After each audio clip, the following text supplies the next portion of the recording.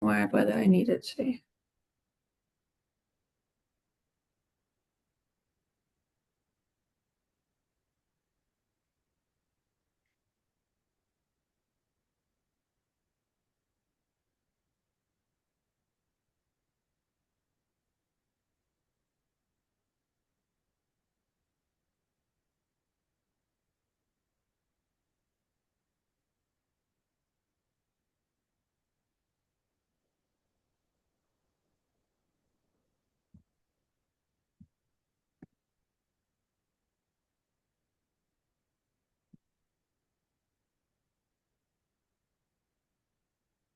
Give it another minute or two.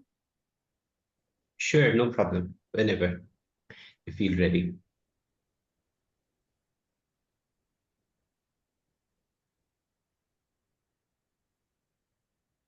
I can never figure out what time is a good time for like most people. Don't think that exists. No, but like I feel like sometimes we get more participants than others. But I can't quite figure out what time and what time zone is best for these things.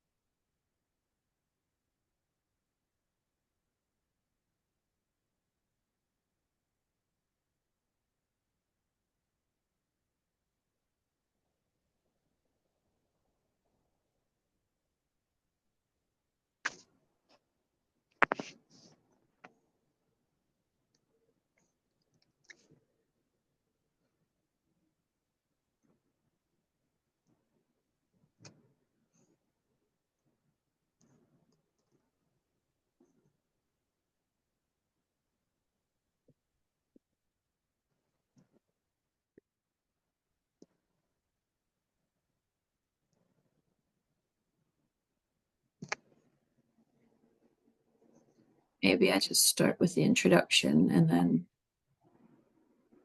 we can slowly get started. So, hello everyone. Today we have a workshop from Professor Vinayak Sinha from India. He did his PhD and postdoc at the Max Planck Institute for Chemistry in Germany before moving back to the Indian Institute of Science, Education and Research, where he's now a professor. And he's also a member of both the ICAC and the IGAC SSC, which are both parent organizations. You make me co-host and I'll mute people. I'm already muting. Organization for the ECR committee that's organizing these workshops. So Vinayak, the floor is yours. Let me know when you want to quiz or poll. Yeah, thanks. Well, good afternoon to those of you who are in India, and good morning to those who are in Europe. I don't think we have anybody from North America, but I think we have some from Africa.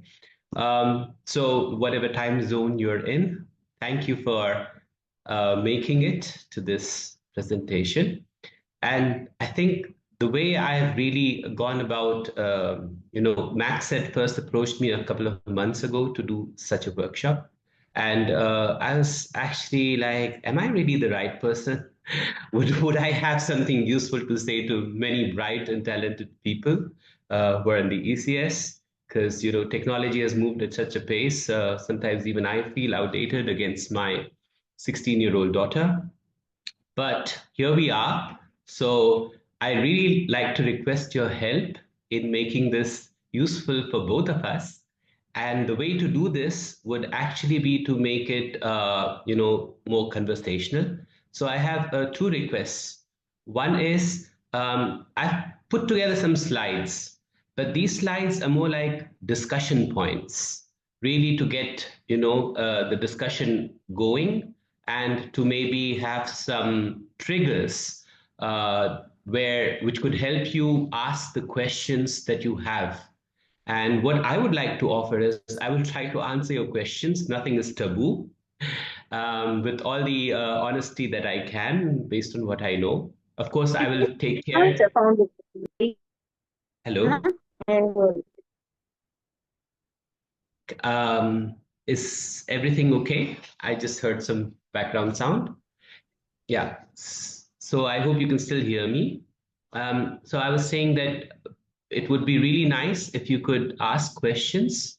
And the way we'll do it is not have a presentation in the traditional sense where I just go through all my slides and at the end we ask questions and answers, but rather the way I've structured this is as follows. It's in three parts really.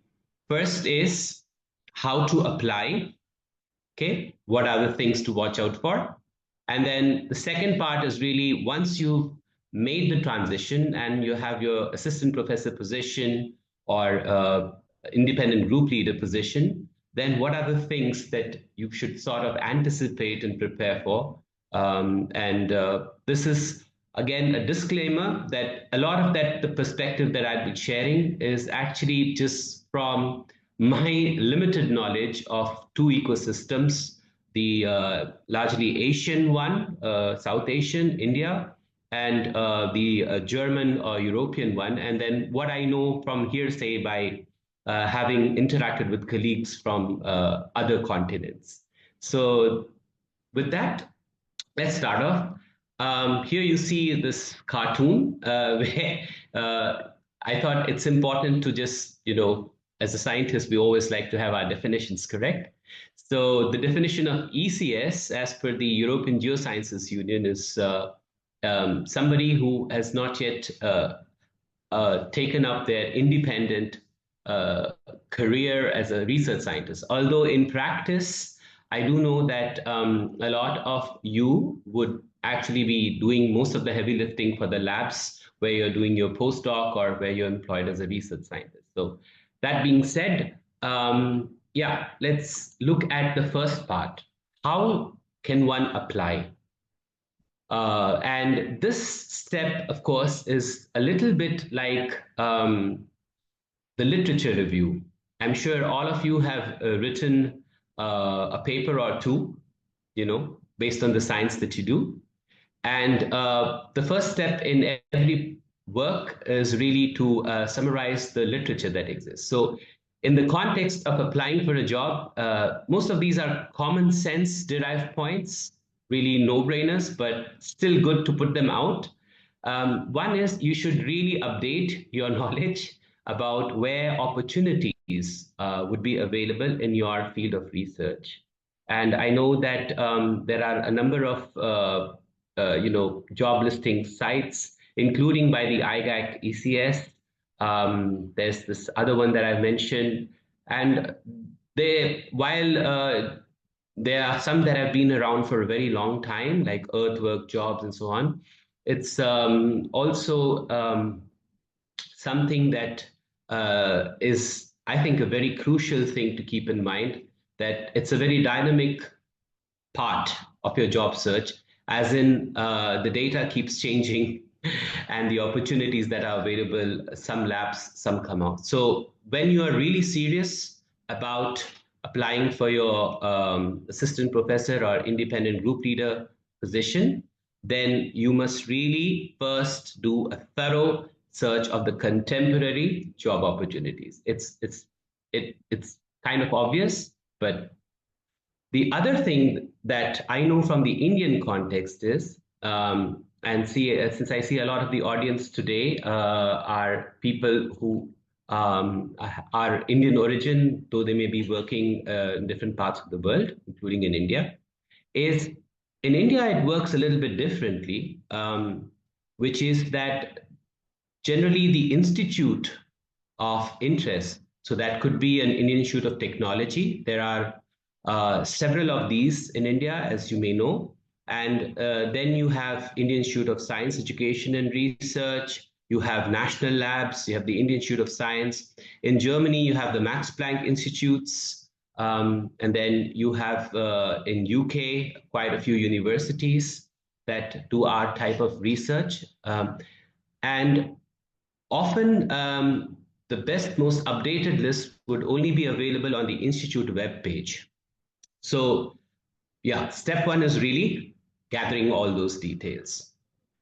Then step two is something that I actually didn't do that well when I was looking out for positions, which is that, finding this position where you're going to spend perhaps the better part of your working career, right? It's a permanent position you're looking for. You're looking for more stability. You're looking for the opportunity to do things with a fair degree of independence, subject to you being able to bring the resources.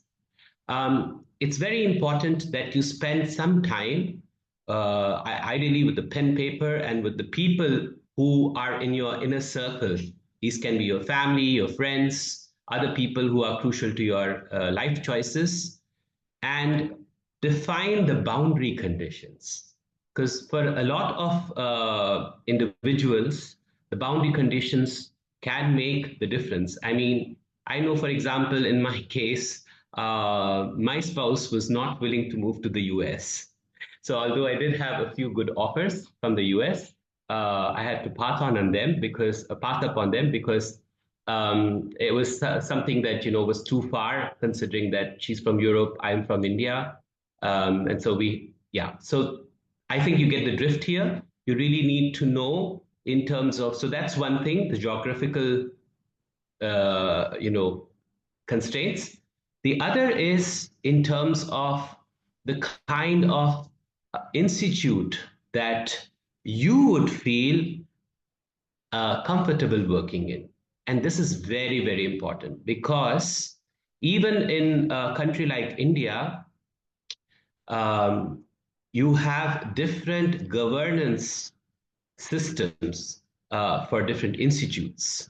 So the culture of how things get done, the culture of how career progression occurs, how much degree of freedom you have in terms of doing international, collaborations, collaborative work, nationally and internationally. What's the funding that's available? I'm sure you're aware that in every country, there is like a top line of institutes that score high on each of these factors. And then there are others where you may have a better chance of getting a position and landing a permanent position, but where if it's very resource disadvantaged, then you really need to be clear before signing up for it that this is something that you'll have to work with.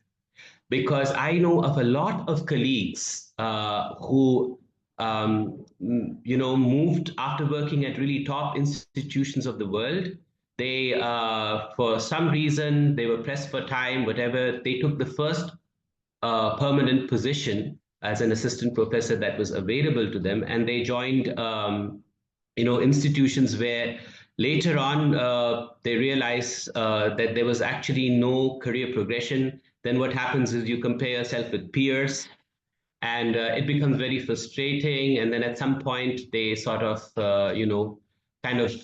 they are in a permanent position. That's good, they can pay the bills, but in terms of professional satisfaction, they could have been better off if they had done that analysis. So don't be hasty. This is really, really very super important to do so. Okay, and step three is now how do you, once you've done step one and step two, so you know about the available opportunities, you know about which one of those you are willing to explore further, right? You haven't signed up, explore further. Then what is very important is doing the homework. I've noticed that a lot of, and that would include me, let's say about 18 years ago, or 20 years, 18 years ago, we have a very engaged sense of the importance of our work. I mean, I use a lot of words here, but what I essentially wanted to convey is we really sometimes are, as a PhD and a postdoc, because we're working on really specialized stuff, and as a postdoc, furthermore, you are probably a better expert on it than the professor with whom you're working. So that gives you a sense of, oh, I'm so cool. I really know my stuff so well. And that can lull you into a sense of, so since I'm doing such great work, and this is something where there are very few world experts, I should get a red carpet welcome when I apply to these institutes that don't have this expertise.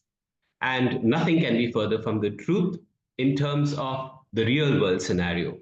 Because having been now for several years on hiring committees, recruitment committees, and also, as part of the SSC of international bodies, I can tell you what people really look for is the matchmaking. It's the need of the particular organization. If it's a university, it would primarily depend on the teaching program, if they have a teaching program. And if they're very research oriented, then also in terms of the research expertise gaps that they have. Okay. And then the kind of resources that it can make available to people. And so doing your homework here means go to the concerned department web pages, look at the people working there, look at their CV from the point of the time they joined that institute and up to when you're whenever you're looking, how does their career trajectory seem to have taken off? So it's a bit like when you try to find a PhD position or you try to do a postdoc with somebody, you do your due diligence. And here, it's very, very important because this is going to be a long-term engagement that the value system should be aligned. There are many institutions, for example, that have a lot of security-related clearances, like the Indian Space Research Organization. I can think NASA would have something like that. European space agencies would have that. So there are some restrictions in terms of how openly you can collaborate and share and publish your work. So this is important that you join an institution where you have the bandwidth to do all the things that matter to you. And if you're a person who would really get stifled and your oxygen is really sharing your research and interacting with people, which was the case for me a little bit, then make sure you don't try and join an institute where later, even if the pay is very good, again, it's not going to be a happy place for you to be. Yeah, so then the fourth point is how do you plan strategy? So now you've identified your prospective places of interest. So here, again, I can tell you a few things, which I think may be common knowledge, but worth reiterating. When there's an application, you have to keep in mind that for most of the good places, there usually is such a volume of applications that it's even physically not possible for the screening committee to really go through each file in detail and do an assessment. And that's the sad reality of academia. Okay, it's a bit like now if you submit a paper, there's so many journals and how the review process can sometimes end out being. So then what can help you get an advantage in such a scenario? Well, research has shown that if there is a face that is familiar on the file, the chances of an outright rejection get significantly reduced. And so, what this means is you should probably, after you've identified, before you send your formal application to such an institute, try and think of creative ways to get to know a few people or to meet them at conferences, to keep an eye on workshops or conferences that would be organized by that institute, and then to participate in them. Because what happens then is that before your formal application, you've interacted with them in an informal scenario. And here I cannot overstress, but familiarity can make a difference between outright rejection or having you for the next stage. because they are on paper, they are always very, a large number of very good applications. So unless you have that impression that you've created, that you would be at a slight disadvantage, let's put it that way. So in the case of Indian institutions, I know that, for example, if you would say, write to a person, we say this cold emailing or whatever, or other institutions too, that look, I am interested, I see there's this job ad, can you give me more information? And usually there is an email that they have, right, the HR or the head of the chair of the committee whom you can ask questions. But I'd say in the Indian context, what I have noticed working in terms of being more effective is you say, oh, you know what, I'm going to be around your town, your city, your institute. And would you be interested in hearing a seminar on this topic? Because I notice your department works on A, B, C, D, E. And I was really interested to see the recent work that has come out from blah, blah, blah, So it's, what I'm referring to here is making a real connection. And most institutions, you will be surprised, would actually find that a very positive thing, especially if you're working at an institution and you're working in an area that is not well represented in their institution in terms of expertise. Usually everybody is curious to know more about stuff. So this could be one way to create an opportunity where you say, I'll be in town, I don't need any support, and would you be interested in hosting a seminar, right? So this is something that I did, and this actually worked out quite well, because one disadvantage I had was I didn't do my PhD in India in atmospheric sciences. And so people actually didn't know me at a personal level. And but when I wrote to many people, I didn't actually face any institution that said, "Oh, please don't come. We don't have time to hear out." If you are flexible with that, this can really help. And by extension, I think in Europe and US and in Africa, you know who the people concerned are. Try and make these connections and ask them, what's the way to get your attention? You can ask that in informal settings, and yeah. So with this, when we're here, are there any questions?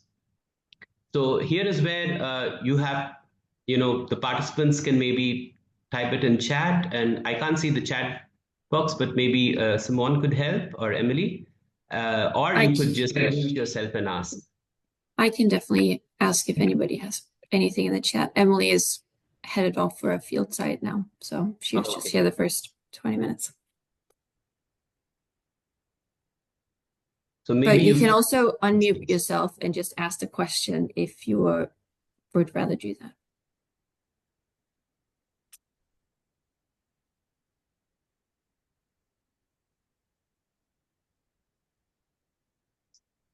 So, maybe you've tried some of these, or you've thought of that, or maybe you have questions on, and things didn't go according to plan and so on. So if anything whatsoever comes to your mind just on this, could ask. May I? Yes, sure. Yeah, okay, very nice idea, sir. I'm Mahendra Chandra from IRE.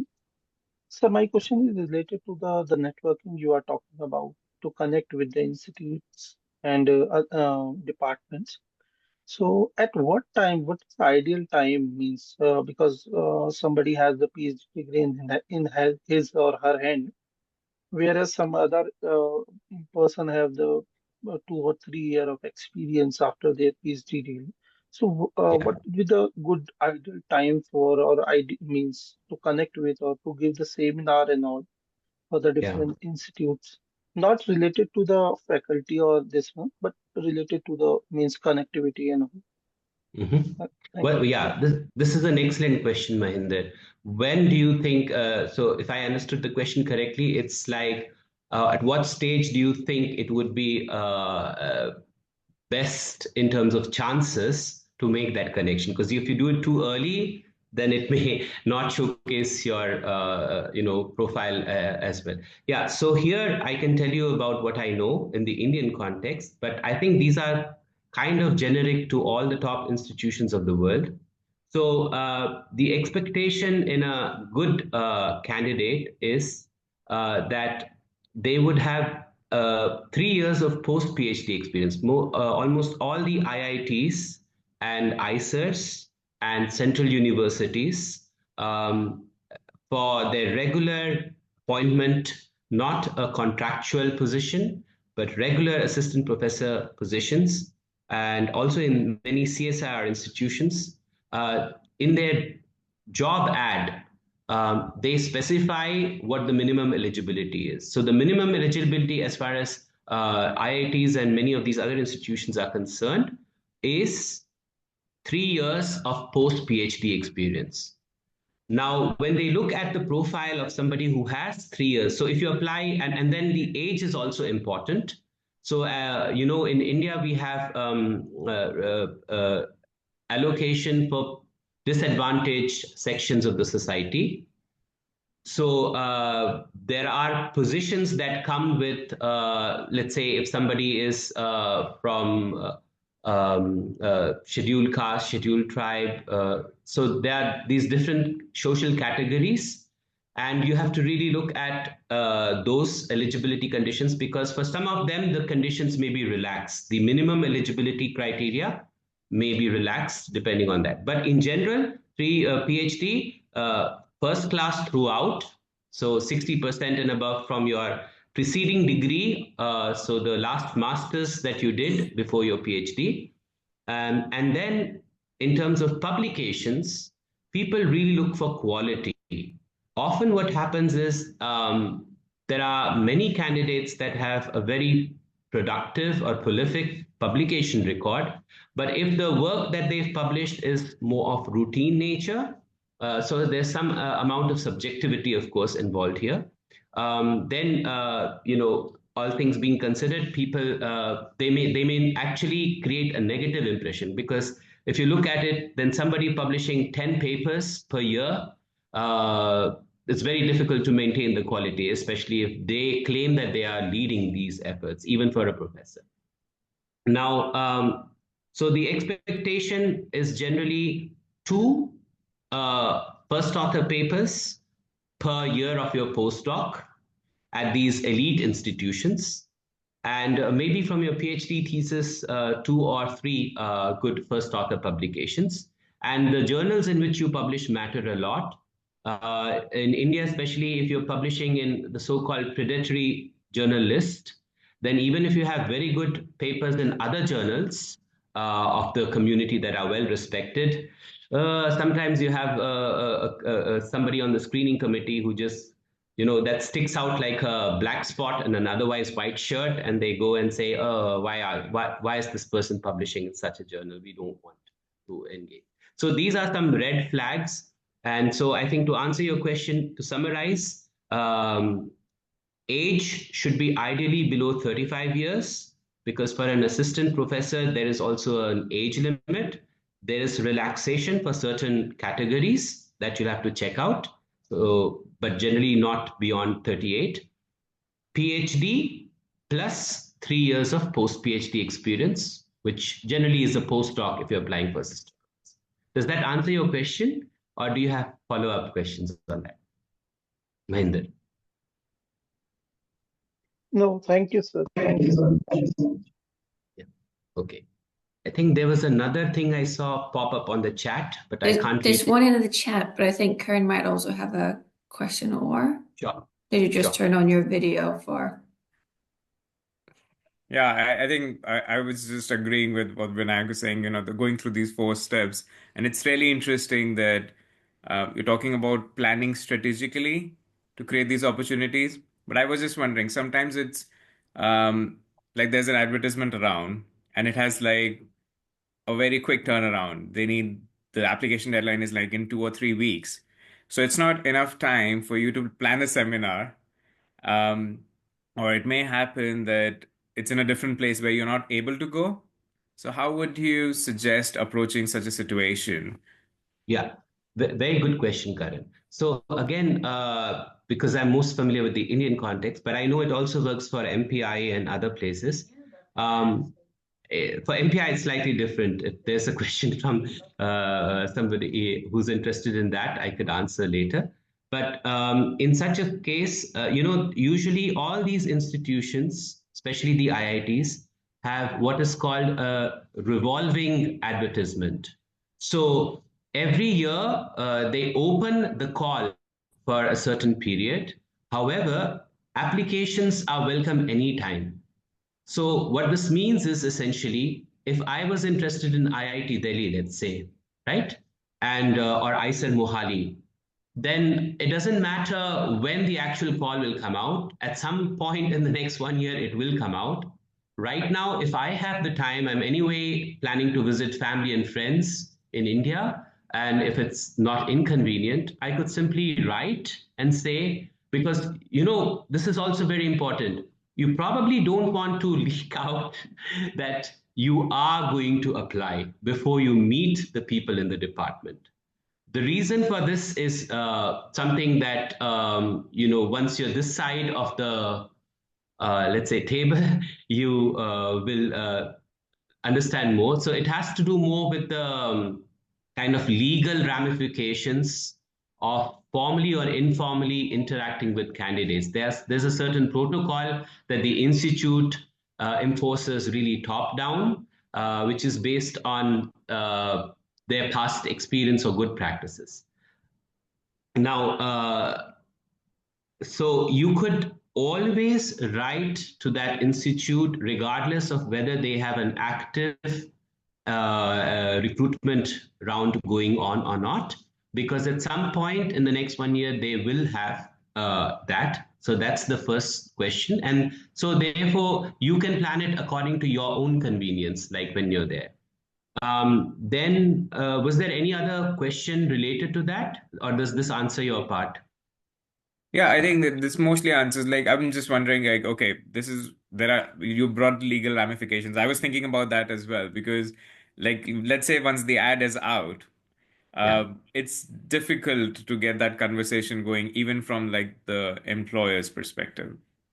Exactly, because then what happens is people get worried about, okay, if I interact more, like, especially if they're part of the screening committee, or like, usually the entire department colleagues are involved at some level in the decision process, but then the deans and others and the head of the department, it's like if they are seen to give too much of attention to somebody who is candidate A versus candidate B, and candidate B doesn't get through eventually, then there are many instances where candidate B actually files a representation and so on. So that's just to be equitable and fair to everybody, that you have these. But as I said, if you are not already a formal applicant, nothing whatsoever comes in your way in terms of reaching out to people in the department that you are considering as a prospective department you'd like to become part of later, and saying, I'm in town, or I'm working on this and I notice you're working on that, and trying to have a scientific dialogue going. That would really help any day. I guess it also depends on, here in Europe, there's quite a few options of applying for funding to start your own group. So that's not really a call for a specific university, but it's a call to apply for funding, such as the European Research Council. Then it's also a good idea to go out and visit different institutes before you decide where you want to base that research group you're applying for funding for. Yeah. Just to get an idea of whether you feel like you fit into the environment of that institute or... Yeah. Okay. We have a few questions in the chat So now. related to that, maybe that's good, Simone, you mentioned that. In India also, you have a few such programs where you can get your own funding. So one is called the Inspire Faculty program, where you get for 5 years, it's like a tenure track equivalent.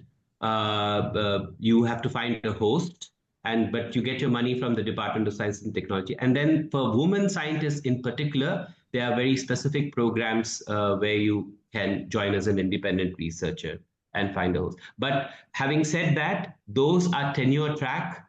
The difference in the Indian context there is that when you join an IIT or an ISER or any of these other central universities, this generally the probation is only a year, and after that you're permanent.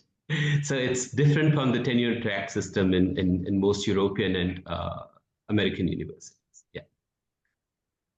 Next question. Okay, so the first question is, atmospheric sciences is such a broad field and candidates' experience do not exactly overlap with the requirements most of the time. Given the candidate always looks for the position to expand the experience, what do hiring committees look for in such cases? Great. So for that, I'd like to go to the next slide. So, we've done the literature review. We sort of surveyed what can be the opportunities available versus the opportunities that you would be willing to consider, right, while transitioning. So this is more the stage where you talk about the study design. So how do you go about that? So the question was, if you could repeat the question again, so it's if you, I think, not exactly fit the requirements of the position, Yes. but you're Yes. looking to expand your experience with this. How does the committee look at that? Yeah, so this is where I'd like to sort of follow up in a little bit more detail about what I mentioned in the previous slide, which is we sometimes think that, okay, we are an expert in this area, this is our expertise, and this should be really useful, right? But what I have realized now, after interacting with colleagues across different countries, different systems, in Europe, in Africa, in Asia, and in basically all the continents, is that people hire at the entry level assistant professors based on potential, based on the willingness of that person to be able to contribute to the teaching and the research. And the expectation is also that the person will not be doing a routine extension of what they did in their PhD and postdoc. They're actually hiring a future leader of the field who's going to shape the field in a different way. That's actually the aspiration with which recruitment committees look at candidates. So from that point of view, to make a really good impression, it's not so important if you're joining a national lab. These national labs have a very fixed mandate, because if somebody is, let's say, going to work in the Indian Space Research Organization and they've advertised to hire a scientist or a group leader who works on a propulsion stage of the engine, that's very, very specific, right? The expertise. But in universities, the expectation is that you will teach the courses that are part of their teaching programs. So you don't have to be an expert in a course. For example, when I joined at ISER Mohali, I joined the Earth and Environmental Sciences Department. And I had never been trained as a geologist, but I had to treat at the undergrad level, introduction to environmental sciences, and also contribute sometimes to the introduction to earth science. So a lot of the courses that are pitched at a very basic level, because of your scientific training in having, what does PhD do actually? PhD equips you with the ability to develop expertise in any field that you want to. That ideally is what a PhD should end up doing. The specifics of what you excelled in during your PhD, it's very rare that you kind of will be hired only for that. In fact, people will be hired if they're able to demonstrate an ability to pick up new skills and new skill sets and develop a research and teaching program and activity of their own, building on the training that they've had. Okay, so look at it as your basic training, whatever you've done in your PhD and postdoc. How can you use that training to tailor make or customize your profile in such a way that it becomes a very good fit for the prospective institute or department that you want to join? So here, like now, let's say you've gotten an opportunity to give either a job talk as a formal candidate, or you've been given the opportunity to come and interact with people because you said, I'm in town, I'd love to share what I'm doing, and I think there's prospects of doing a collaboration with some of the people here. So in that case, it would again help if you have some insider information. And even if you don't, it doesn't, it's not a deal breaker. What you can do is that you can again look at alumni, and this is where, as an ECS, I cannot overemphasize the importance of networks. So IGAC ECS, for example, is one great platform where you can make connections to PhD students working at these institutions. So start your ground homework. Most of the time we think, oh, you need somebody who's a professor at that institute. But I can tell you the most useful information and authentic information will actually come from people who are who've been there for 4 or 5 years as a PhD student or so, and who would be more open to sharing all these juicy gossip details, right? So try to do that. And then once they tell you about what the culture of that place is, this is sort of equipping yourself with informed knowledge of what will make a good pitch for them. Okay, so then comes the point of what you were worried about. I work in a particular area, but how can I be sure this will appeal to them? So that's where you have to go with a little bit of a flexible research plan. And I like to call this, have a plan A, plan B, plan C. So plan A is that you're able to somehow convince them that what you're doing is so cool and they don't have that expertise, and it would be great for training the next generation. It would be great for getting research funding for their institute, and also for contributing to society through this new strategic knowledge. And then you get everything that you need in terms of equipment, computational resources, and so on. You know, that can happen at top tier institutions in all countries. But more often what happens is that they say, well, we can give you some of this, but we can't really do all of that you had when you were a postdoc at Harvard or at Max Planck Institute or so, or Oxford. So this is so in that case, be flexible in terms of saying, if that's okay with you. I mean, first, don't just say yes because you want the job. Say yes because you are genuinely willing to dial down a little bit what you need at the start of your career. Okay, because you're confident eventually you can do enough good work that will demonstrate that it's worth investing in you for the bigger stuff later. So that's plan B. And plan C is they actually don't have any funding whatsoever.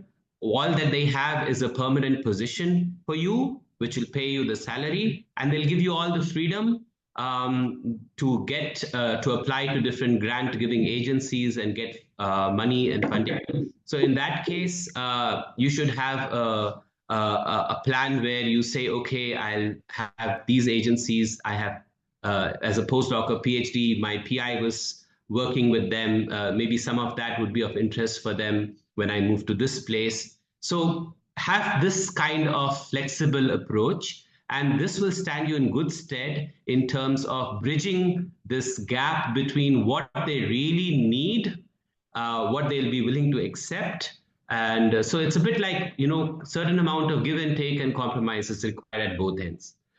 But the other thing that is really nice, and there are better resources than what I put on this slide here to make good impressions on people you interact, is always ask them, what is the long-term vision of your department? Where do you see it in terms of you know, the local ecosystem vis-a-vis? What's the priority in terms of what kind of teaching programs it would like to offer? or what kind of research activities it would like to do, because the local state agencies or government agencies really want this institute to contribute to that. So that can also help you a little bit. And step 3 is really just, again, making sure that you don't sign up into the wrong marriage, so to say, because just because there is money that seems to be generous, sometimes some places can be very restrictive. And if from the very start your value system is not aligned with the kind of value system that that institution has. And here I just like to mention there are some private universities which may not give you the same bandwidth in terms of academic independence. And because they are really have a very commercial angle to many things. So such private universities, I know some of my students who joined them, they were given a good starting salary. It was an assistant professor position, but then they were like being every hour that they spent, they had to sort of explain what it was spent on and why, and it became too suffocating. And then of course they left it. So make sure you don't end up doing that. Okay, and then the next thing is, as I said, PhD and postdoc is really training in the method of science, in being able to take ownership of research, this sub topic or sub-discipline through your demonstration of having published, and contributed and generated new knowledge to it, new insights. That's the bottom line. If you can demonstrate in your talk and through your interactions that you are also willing to do whatever is, maybe you haven't worked on it yet, but you have the basics to get into that other allied field that their institute needs, then it's going to really, really help your case a lot. But often I also notice that people, in order to please the person they're interacting with, they basically claim knowledge of or expertise on many things. And that's something that is a big red flag in terms of, like, suppose you've proposed a course that you can teach, or you say I can teach atmospheric chemistry, and then someone there asks, okay, so which textbooks are you going to teach? Which topic do you think is good for this particular, which textbook is good for this particular topic? And what do you think of that? And then they start probing you on the details, and you don't know even the name of the textbooks. Then of course you'll create a very sorry figure for yourself. So these are some basic common sense do's and don'ts, but I've seen many young people falter in terms of representing this. One standard question that's often asked in the entry-level assistant professor positions is, actually committees are on your side. They really want, when you have already made it to the stage where they have called you for an interview or to give a job talk, then you have to understand there is more at stake for them in sort of ensuring that you give the best account of yourself. So they try to have it as supportive, because otherwise all that effort that has already been spent in shortlisting and then making sure you're proposed to the next committee or the high level committees of the institute, that all then goes to waste. So there they look really for the teaching part. And I'll just go to the next slide, because I think we also have to be careful. And then we can take questions, because this and the other one were kind of aligned. So when I joined, I was under the impression, okay, I've done such a fantastic PhD at the Max Planck Institute for Chemistry. I developed a new instrument and so on. And tell me, how can I start doing my research and really change the landscape? You think in those idealistic terms, which is good, should be there. But then the reality or real life hits you. And I was told by one of the senior people after joining that, actually, as an assistant professor, you are hired to teach. This is the case for more IITs and ICERs and so on. But I think it applies to other universities also. because the teaching is something that is non-negotiable. You have to do that. After joining and getting a permanent position, whether you do research or not, that will determine if you get promoted and how your progression looks like. And if you're in tenure track, then of course it will look very bad. But otherwise, it's really the promotion or going to the next stage really depends on your research output. But again, because you're kind of, I don't want to use these words, and that's why it's very important to join institutions where you don't have too much hierarchy, or where they don't say, we've been doing this for 100 years now. So either it's going to be our way or the highway, just find it.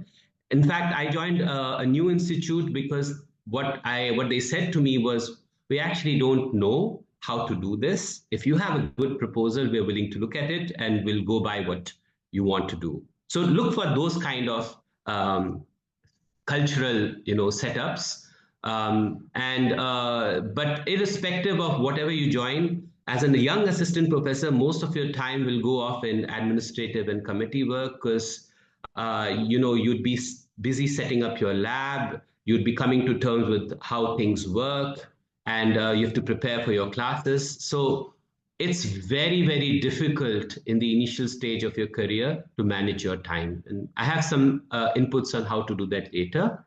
Okay, and then the other thing is, once you've joined, you should always inform yourself of what the career progression is. I didn't actually think, I thought, if I keep doing the stuff that I do well, that's going to be enough. But actually, there are specific metrics. So, for example, guiding students for their PhD thesis or MS thesis, this counts very high for any teaching and research institute in the world. If you're joining a pure national lab, which is only focused on research, then of course that will not be the main thing. But then there it would rather be how you conform to the research mandate of that institute. Yeah, try to look for good mentors, and always try as a young assistant professor to get out of your comfort zone, because that's how you will grow, how you will be able to win over the local ecosystem. I remember Jonathan giving me this really good advice that the most important battle, if you will, for you is to make sure that the people you work with on a day-to-day basis are going to be there for you when you really need it. Yeah, so now we can take some questions related to this. There are some more questions from before, so I will just okay, yeah, sure. from the chat. So any advice for those researchers tasked to create a research group or lab starting from scratch in atmospheric sciences, air pollution engineering, speaking from a perspective of those researchers sponsored by their uni and so could not change institutions yet? Okay, so if I heard it correctly, the first question is, how do you go about setting up your research lab and what are the do's and don'ts maybe to look for? Yes, is that correct? I think that is the okay. main question. Yeah, okay. Okay, so yeah, so that's there on this slide, some of the talking points, and we can have a discussion on each of these points, because these were really more, like discussion points I put out there so that you could ask specific questions related to it. So the first thing is then you've joined this institute and either you have the plan A, plan B, plan C that has been sanctioned for you. But irrespective of any of that, people don't want to hear, the people who've hired you don't want to hear that, okay, this person we hired and, 10 years later, the person is still working on the same thing that he did in his PhD and his postdoc, or she did in her PhD and postdoc. So this is where you should, before you set up your research lab, I mean, of course, it's a given that your main expertise is something that will be part of your lab, right? But the science that you will do with those tools, those technical, computational, and experimental skills and other talents that you learn as part of your PhD and postdoc training, you should actually, after you know what's going to be your mothership for the next couple of years or decades, at least, think of what would enable you to carve out a research niche.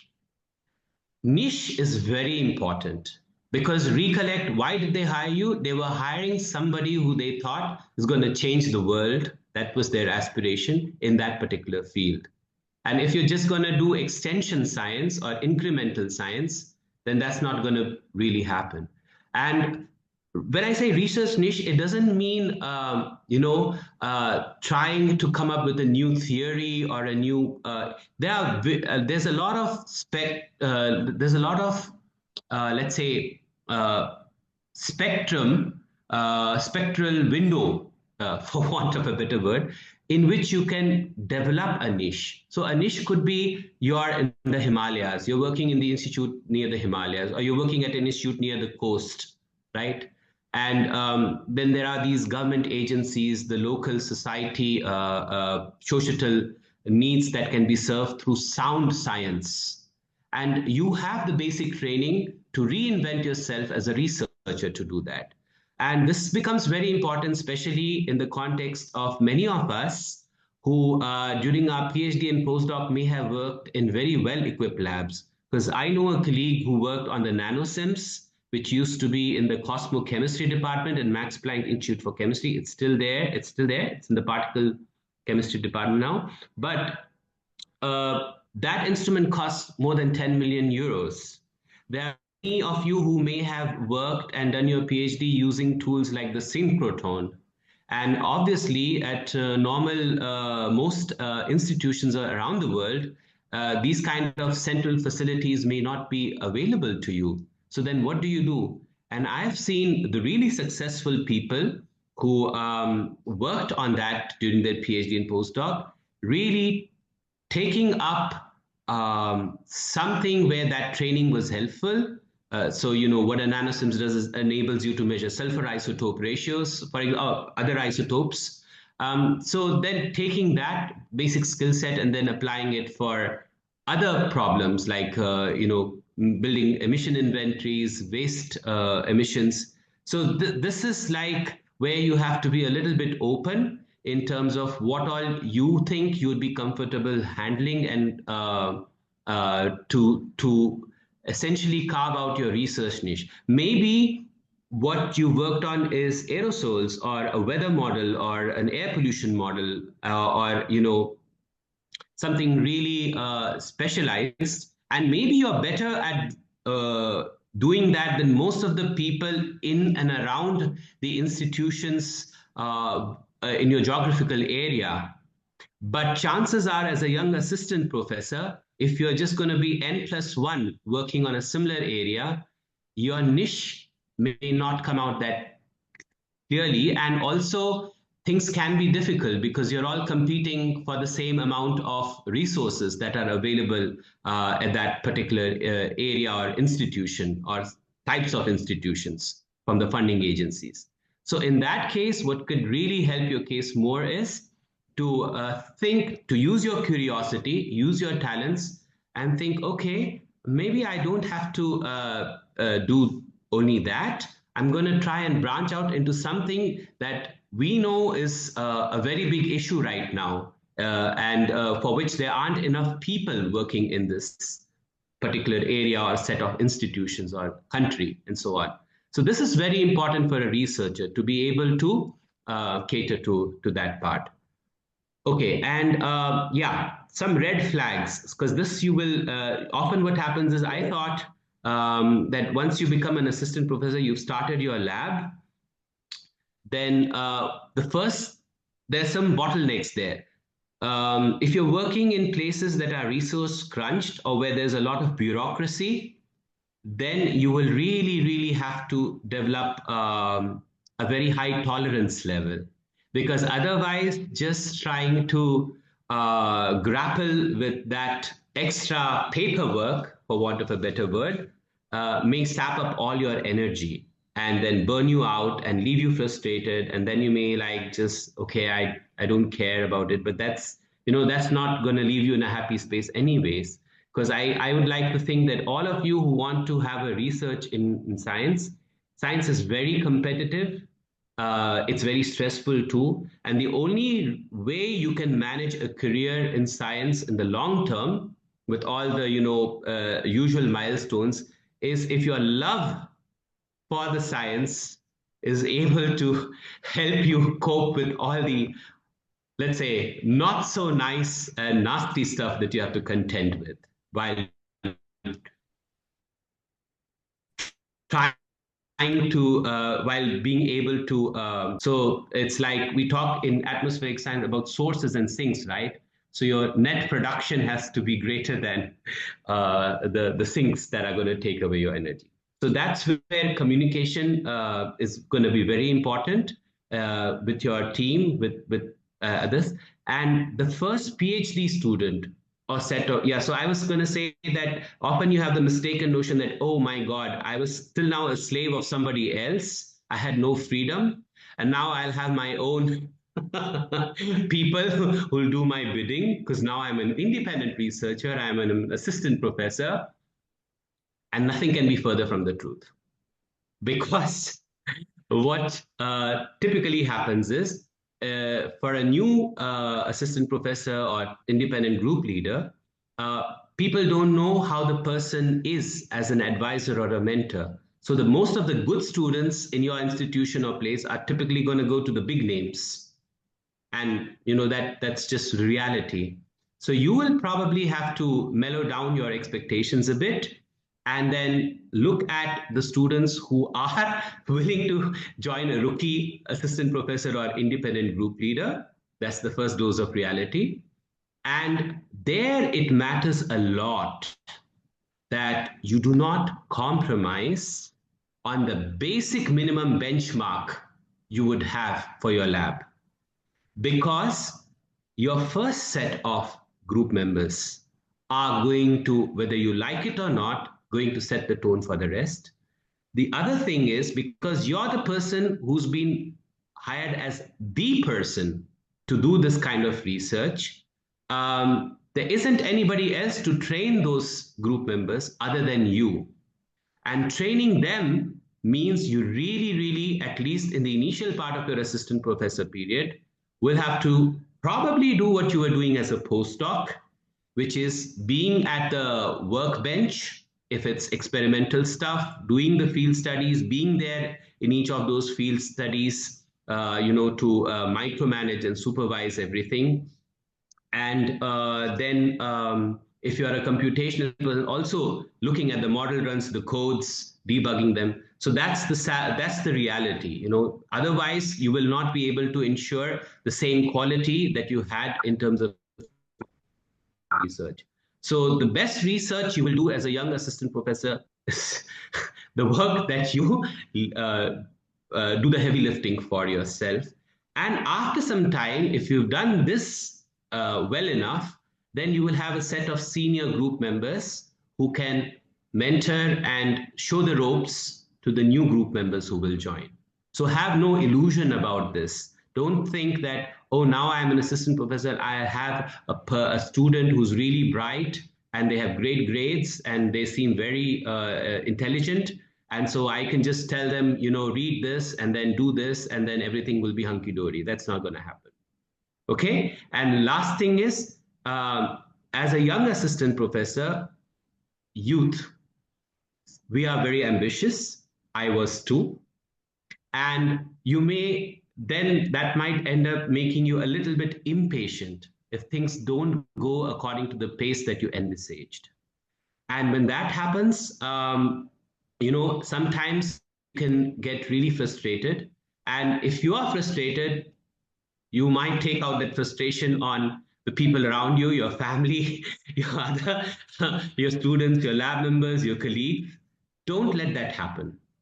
Always look at the entire thing from the big picture. And the big picture is this: even if on the research front, a particular individual group member may not be performing at the level that you expected, they still have something more valuable to teach you at a human level, which is, I don't know, it makes you a better person. You'll have more patience, you will be more understanding, you'll have developed more acceptance, skills that I would any days rate higher than specific scientific skills to have a good life in the long run. Yeah, maybe we can take a few questions on this. So the next question is, what would you really expect from postdoctoral research? Publications, proposals, new ideas? Okay, so as I said, the first thing is one would expect that the person has done their homework when they apply to the institute in terms of identifying what are the possible teaching needs and the research areas that, if added to the department's portfolio, would take it to a different notch. That's point number one. Point number two is, in order to have credibility on the teaching and research proposal of the candidate, one would look at their publication track record and at their pedigree, the educational training that they've received. So there, the research journals and the type of work that has been done by the candidate, that matters a lot. So typically what happens is, there are so many papers, we ask even candidates to say, okay, among all your numerous papers from your PhD and postdoc, so I told you the minimum benchmarking is like, I remember a former Max Planck director, when I asked him the same question as an ECS, his answer was, from a PhD, if it's a 4-year or 5-year PhD, I expect at least 3 first author papers, and at least 2, but anything less than 2, I don't think it would make the quality benchmark for me, is what with the words of that person. And if I look at how it translates into evaluations across the world, it does seem to be the case. But from the postdoc, the more PhD is kind of, something that is more far away in terms of time. It's something that you've done earlier in your career, right? People are going to hire you now. Your most recent work is that as a postdoc. So there, they would really look at, did you add skill sets that were different from your PhD, number one? And where did you publish? Did you manage to at least publish 2 papers per year? As long as, again, there's no clear-cut black and white answer, but as long as you have good, high-quality published work to your credit from your postdoc, and that could be 2 first author or a co-authored paper and a first authored paper, with the co-authored paper is in a really top journal with a lot of different aspects that have gone into the study, then I think that's the kind of benchmarking people are looking at. Don't know, does that answer your question? There's a question in the chat. Does anybody want to ask a question? Otherwise, there's still one in the chat. Okay. How to connect with new institutions if we're interested to start a new research group department, especially when you're applying from abroad? Okay. So browse the webpage of the institute, improve your general knowledge about the funding agencies, national missions in every country, whether in the US it's the NSF, in Max Planck Institutes, of course, it's like they also have the scope well defined. In India, it's the Department of Science and Technology. For our kind of research, also Ministry of Earth Sciences, Ministry of Environment and Forests, Climate Change, the Indian Space Research Organization. In Africa, also, there are many funding agencies. So look at the national funding agencies. Do they have any national missions that they have launched? Okay. And for example, in India, there's a lot that's going on with AI, machine learning, and many other countries. So looking at those national missions, then you go now to your institute of interest, and then ask yourself if you could come up with a research program proposal and teaching proposal that could add expertise that is aligned with these national missions to that particular institute's teaching and research portfolio. And usually, so this is an exercise that you have to do yourself. And then at some point, as I said, use the other traditional methods of trying to make contact with the people from that institute at conferences, by giving a talk, by participating in a seminar, and so on. Usually in India, the hiring at IITs and ICERs really rests with the director of the institute. So the director of the institute is a senior scientist with his own accomplished research record, and they are appointed for 5-year terms. And they really look to hire brilliant young people who can take their institute and bring it a good name. So, but your access to, at that very top level may not always work out. So, just try and maximize contact with as many people from there, have chit chats with them in informal settings, get to know if whatever you now have come up with, based on the algorithm I said, national missions, your own expertise, and whether that thing is really being done at that institute, you can promote and sell that idea to them and see what they say. That was the last question in the chat. Okay, great. Then I can come to the biggest enemy that is going to affect all of us if you're in academia. Because unlike a 9-to-5 job where you can, you have a hard switch on and switch off is possible. In academia, there's no switch off, right? You're doing research. So time management is something that is really, really a very overlooked and underestimated skill. And as you can see on this slide, I actually have still not learned how to manage my time well. And that's where I reached out to somebody who I know has done a better job than me. So these slides are actually from Professor Babel Sinha, who was also at Max Planck as an ECS earlier and moved to IISER Mohali. So I can also share these slides later with people. But if you break down your time audit for every individual, not just an academician, right? Then there are some pots or buckets which are really, really fixed in time demand. So one is sleep, because you have to remind yourself, even though as a young professional out to prove yourself and with the vigor that accompanies youth, you can in short bursts pull out all-nighters. Perhaps you can also have most of your working hours devoted to your research and time, but that's a luxury that if I look back at my own career, I could only manage when I was a PhD or postdoc. And probably maybe a few years as an assistant professor when I didn't have too many administrative responsibilities and students. But you have to remind yourself life is a marathon, not a sprint, which means for the marathon to stay alive is more important than to burn bright and get extinguished, in terms of life, career, whatever you do.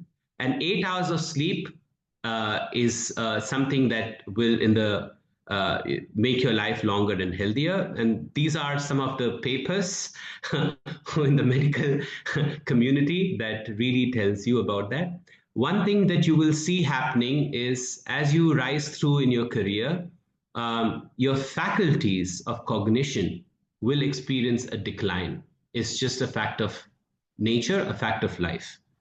And how much you are able to arrest that curve, like what the slope of that line will be, the negative gradient, is something that you can really, really make a big difference to by what else you do in addition to your work, your professional research work or teaching work. So I cannot emphasize more, especially if there's one advice I would like to give to my younger self, it would be I should have invested more in my health.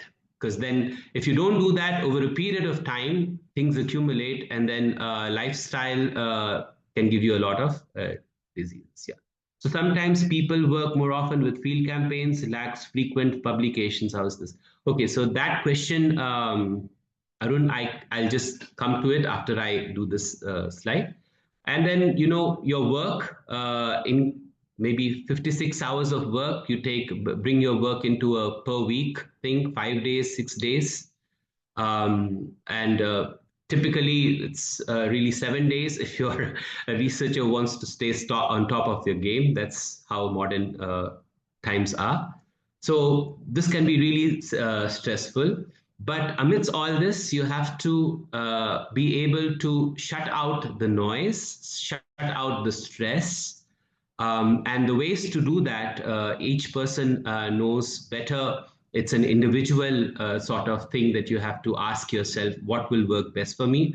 For me, spending time with friends and family is really a big relaxing thing. For many people I know, sports is really their go-to thing. So please make sure you have time for that. This is a nice book you could read, which I did read between the years. And then this is the other thing that is important. Often when we are full of vigor and ambition and the zeal to change the world, I think that's very important. We should not curb any of those. So all that I'm suggesting here in terms of time audit is you just have to be a little bit realistic so that you don't burn yourself out. There may be periods where it's inevitable, you do burn out, but then make sure you recharge and keep decreasing such events as much as you can, just like big bad pollution events in an otherwise nice atmospheric environment. So what researchers, social scientists, and other psychologists have already established well is the number can be debatable. Some say 5, some say 7, but they're really only a finite number of less than 10 roles that any individual can actually do justice to in a balanced manner. And I don't care what someone else may say, that they're superwoman or superman and they can actually handle a lot more and all. That in the long run is simply something that is not borne by facts and statistics. So you have to ask, like in this book, for example, which of these rules are important for you, and how can you make sure that each of these roles that means a lot to you as an individual gets the allocated time. Because the moment you cross that limit, that maybe 5 for some, 7 for 7 for some, maybe 9 in exceptional cases. But then what happens is that you end up skewing up some of the roles in such a manner that they are no longer roles that you can confidently and retain as part of your life. So this is again an individual sort of prioritization, but you have to be aware of this limit. Don't think that there are no limits and that you are different from others. That's simply not the case. Yeah. So this is about time thing. Saying no to a good cause. In an optimistic mood, when you just don't have too many deadlines, somebody asks you to do something, you might say yes, but then always have active management schedule, because when you become an independent researcher and a young assistant professor, there are a lot more responsibilities that become part of your plate. You will also have a young family probably. So all of that adds up, and it's a very different scenario from when you're single and just have most of your time flexibly available to you to focus on your PhD or postdoc work and responsibilities. So everything sort of kind of scales up exponentially, And so you need to track where it goes. And again, there's an exercise which I never used to do, but I realize now that it's very important. I often used to think, okay, maybe I can do this off in 2 hours, but I did not account for the decline in my faculties or my ability to not do night outs anymore without having collateral damage. And they ended up taking up more time than that. So train yourself for that. And yeah, so your sleep cycle. I'll just quickly, because we have about only 10 minutes left. I'll take some more questions, but I won't go through all of these details. You can have the slides. I'd just like to mention two specific time management principles which are quite useful. Maybe many of you are aware of it. One is called the Pareto's principle, which is for many things doing 80%, 20% of the effort is adequate to achieve 80% of the results. Okay. And on the other hand, if you try to really be a perfectionist and aim for 100% all the time, then you would see that your time investment has to increase by another 80% typically. So you can do this exercise for yourself based on the things that you have already done in your life. But this is a pretty robust kind of equation. And so what I take from this is that really when you are already pressed for time as an ECS and you don't have the independence in terms of career choices that you have as a full professor, where you can say, you know what, I don't care about this anymore. You really still have to keep it going. Then trying to keep this 80 Pareto's principle is very important so that you don't burn out. And also make sure that, when you do this, whatever 20% you put in, that is really, really sound. Otherwise, you might have to repeat the thing, and nothing takes more time than repeating the same task several times just because there was a flaw when you started to do it. The other, in addition to Pareto's principle, is Eisenhower matrix, which is you can always divide the tasks that come to you or things that you have to take care both in your personal and professional sphere in terms of urgent, important, urgent, not important, not urgent, but important, not urgent, and not important. And there are some guidelines here. I'm not really going to read them out. But again, this kind of matrix is very helpful in guiding you, because it doesn't matter who you are, at some point in your life, not just in atmospheric chemistry as a career, you will have way more than you can possibly handle in the 24 hours that the day has, accounting for the 8 hours of sleep, or even like 4 or 5 hours of sleep by the time you reach there.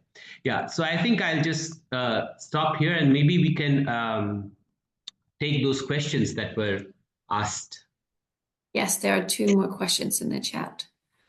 Sometimes the people work more often with field campaigns, lack frequent publications. How can this be negotiated when you apply for a position, or how is this evaluated, I guess? Yeah, okay, that's a good question. And not just for field campaigns, also if you're building an instrument, let's say, part of your PhD project is really to build a new equipment and develop a new technique, or even in modeling, there can be examples of similar nature where there's a lot of investment of effort that's required before it can actually lead to publishable results. I think that's the key here. Then in that case, you have to compensate for that by your knowledge of the technical aspects. At some point, it should somehow be reflected that because of the process, so in field campaigns, if you're frankly speaking, just contributing as somebody who's offering logistical and technical support, then that's probably not going to make the cut for you. And you have to have a discussion with your postdoc advisor or PhD advisor that, look, having only this kind of role for me as part of my training is not good for me. for my career in the long run. And I would like to have a basket of things. So you should definitely help out. You learn a lot from being on field campaigns for a few weeks. Some of my best memories of my life were on field studies. And there was, in fact, one field campaign that I was on the Southern Ocean in a French ship where I was supposed to use the newly developed OH reactivity instrument to measure the OH reactivity of clean Southern Atlantic air. And we were always below the detection limit. I never really published anything. I didn't get any data from that 6 weeks cruise where I threw up multiple times and I was on happy morphine patches.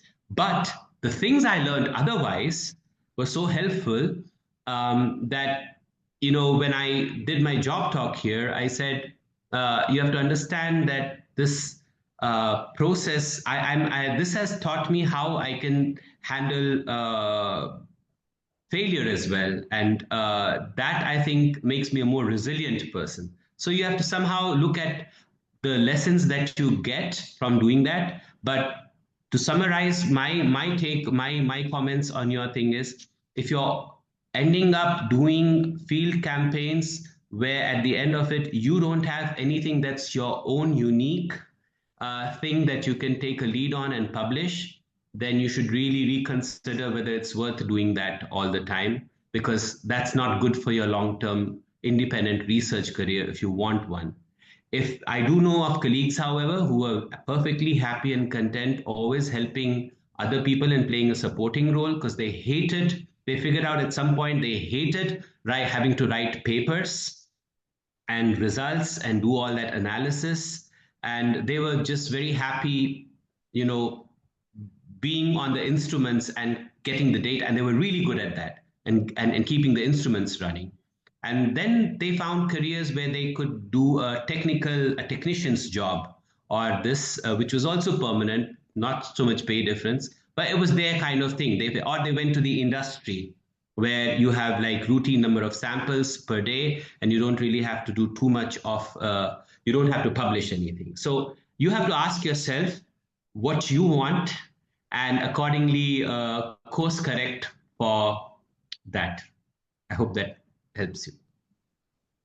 And the last question is, how easy, difficult is it to have a good work-life balance in Indian work culture context from your experience in academia? Okay, it's not easy. That's the short answer. But part of the reason why it's not easy, because you've asked specifically in my cases, because I wasn't aware of many of these things, which it's like only after you've fallen into a pit, do you realize, oh, I should have probably taken a detour or taken some other path, right?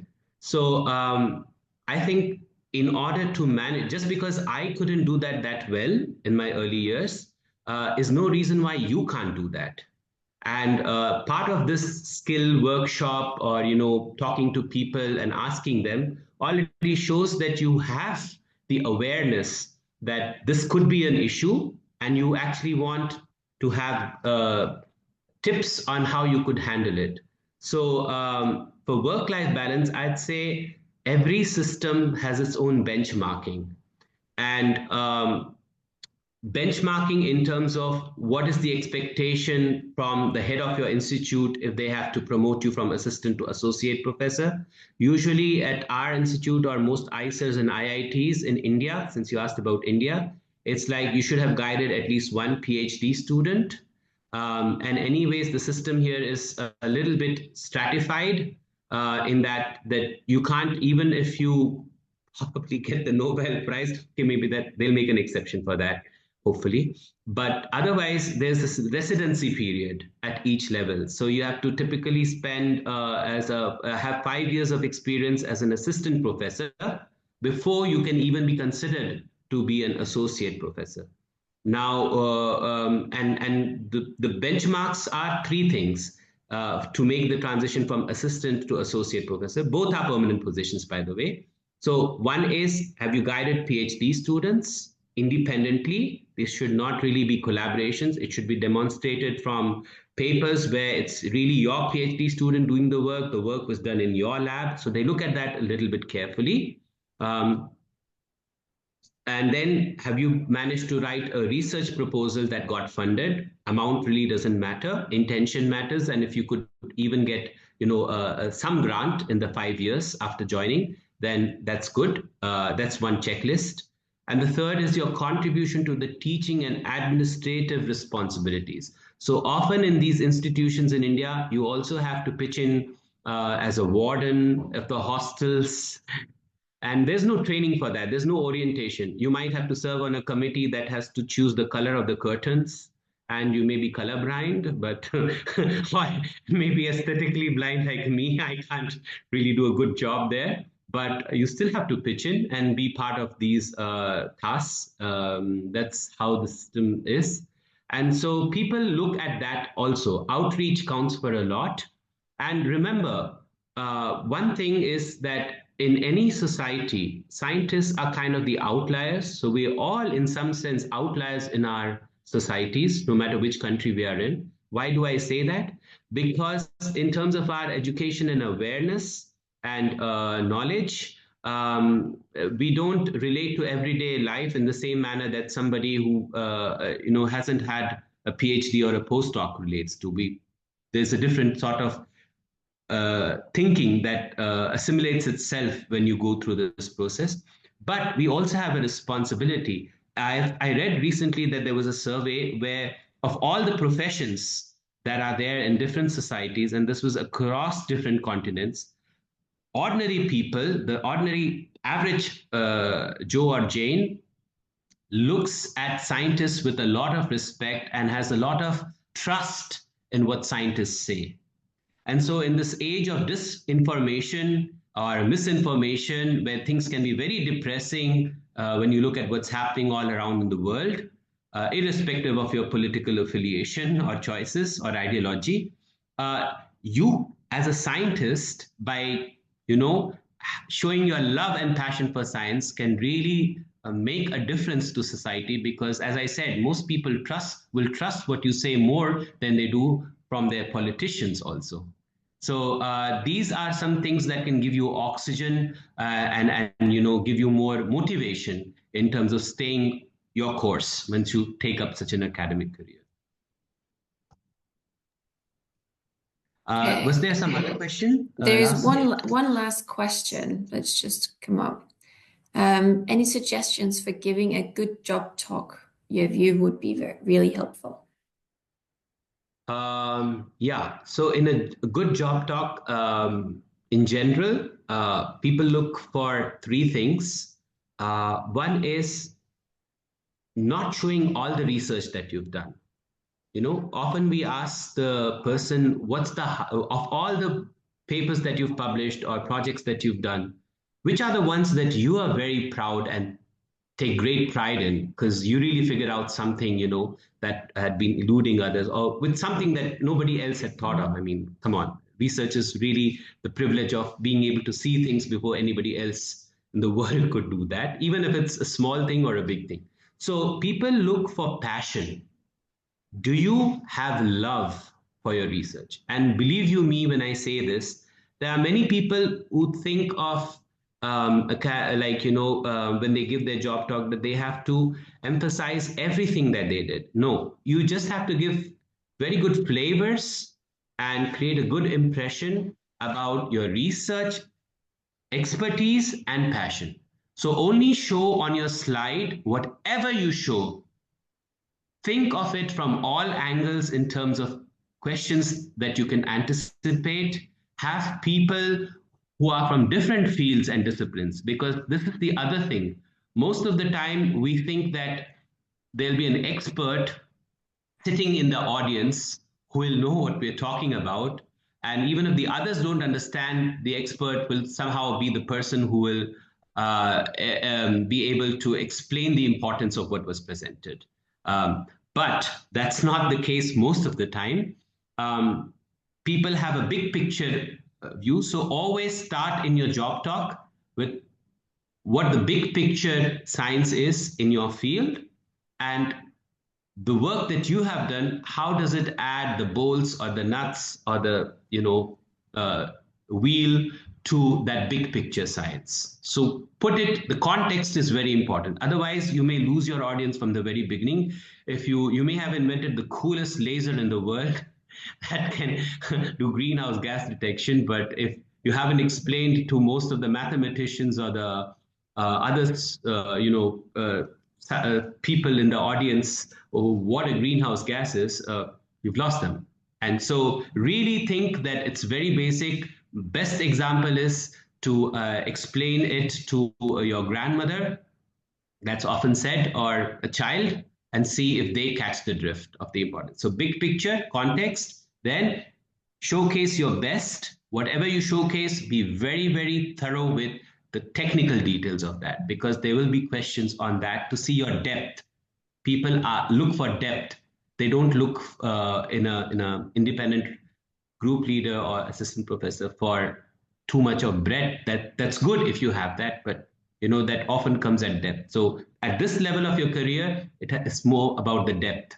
And then in your teaching program, as I said, teaching proposal, do your homework of what teaching programs are offered, what is the syllabus of the courses that are taught, which textbooks they normally suggest, and then how you could add new courses or teach courses that are already part of the curriculum, but obviously your search has shown that they don't have more than one faculty teaching that, and they could really do with more.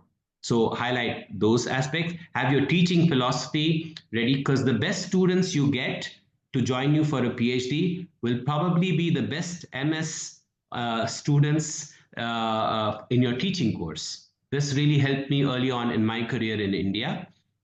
So teaching should be looked at as a really rewarding engagement, and you'll also relearn your basics if you do the teaching well. So this could be reflected in your teaching philosophy, and your research proposal has to be realistic. So asking for a nanosims or a synchrotron in a university, or even an ICER or an IIT as the sole thing, where if you don't have, you may have published in Science or Nature, but if those are the only tools with which you can do your science, and those tools won't become available, and you highlight such a thing in your job talk, which shows off, a very exclusive sort of you're too specialized, then you would probably not create a good impression. So balance it a little bit. You can always say that, look, there's this facility I know in Germany or in PRL Ahmedabad that has the nanosims. I know that I can try that, but don't put ever in your job talk a research proposal that only rests on collaboration, or where you will be dependent completely for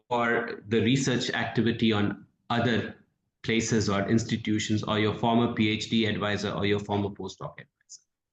You can continue to have collaborations, but that should not be the mainstay. They want to see what's it that you can do. This is your chance at self-expression, scientifically speaking. That answer? Okay. I think that is all the questions. Nobody Great. has any further, then I think that's a good place to stop. Yeah. Thank you, Vinayak, for going through all the processes of applying for jobs and doing the job interviews. Yeah, Do you want to go through it? And no, that's fine. It was a pleasure, and I just like to say, think of this as an initiation, as a conversation starter. You all have my email. I'm available on Twitter if you just use social media more, and feel free to reach out for more individualized stuff.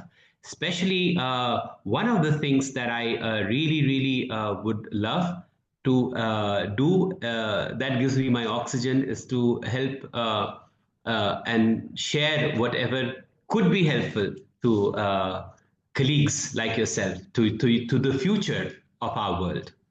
Okay, thank you so much.